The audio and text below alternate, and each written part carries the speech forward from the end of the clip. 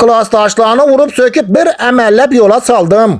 İndi növbət kursdaşlar, həmkəsblər və köpürtəyində göt qaqışqan coralar kaldı. Şularla bir əməllab ağızlarını vurup yenç bir yerə əpkəsəm, məndən baxtlı insan olmasa gerek. Ortaklar, bu dəstə başı deyən dım yaman bolar eken. Həmməni könlüne karab iş tutasan, bir seni könlüne karayacak oğru yok axır.